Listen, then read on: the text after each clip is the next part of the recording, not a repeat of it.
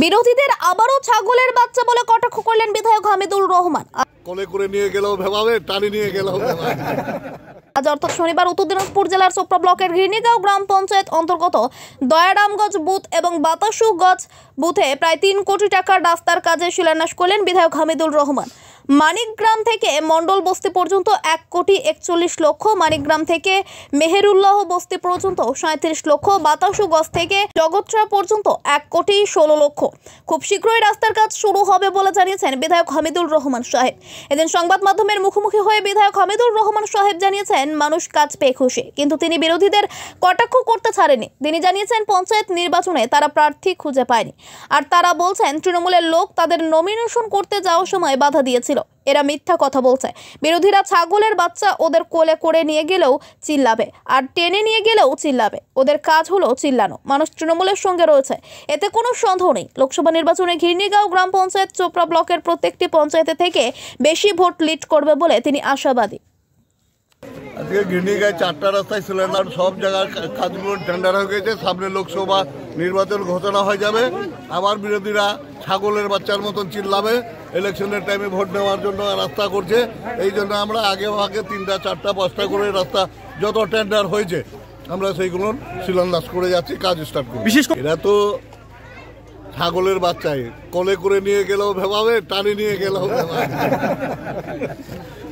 মানুষের উদ্দেশ্যে কি বার্তা দেবেন লোকসভা নির্বাচন নিয়ে?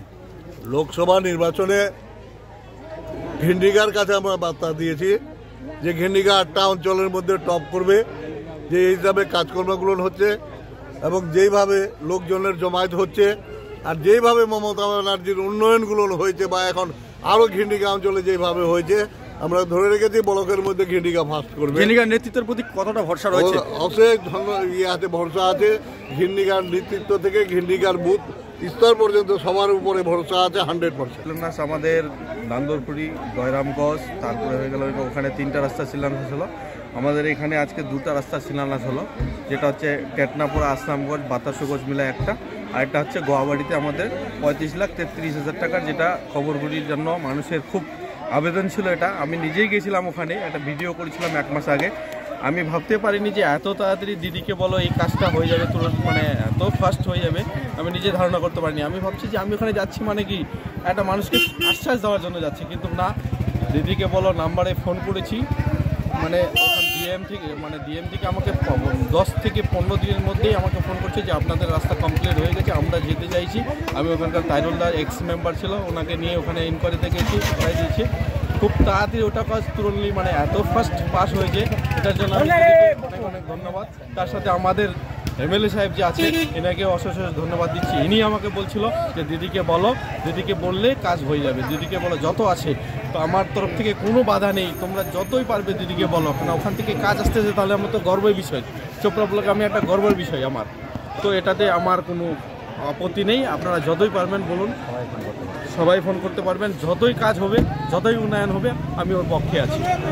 এমএলএ সাহেব বললেন বিড়ালের বাচ্চার মতো চিল্লাচ্ছে, ওরা কাজ করতে পারছে না মানুষের, আপনি কি বলবেন? অবশ্যই, এটা তো মানে আপনি দেখতে পাচ্ছেন যে আমাদের দিদিকে বলো বা আর কিছু নিয়ে ওরা কটাক্ষ করেছিল, তাহলে এত সুন্দর কাজ হচ্ছে, এত উন্নয়ন হচ্ছে আমাদের, তো এটা তো গর্বের বিষয় না? এটা তো বাস্তব যে ওরা ছাগলের মতো চিল্লাচ্ছে। উন্নয়ন বলে কিছু নাই, ওরা ভ্যা করছে। আমরা চ্যাট না করছে 9 দিন ধরে করছি।